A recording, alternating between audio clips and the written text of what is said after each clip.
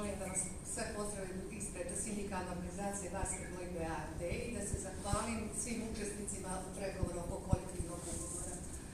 Nešto što nas raduje je veliki napredak u socijalnom dijalogu, ali smatramo da postoji još prostora za dalji napredak i da ne budemo isključivi, jer sindikat smatra uvijek da može bolje i više.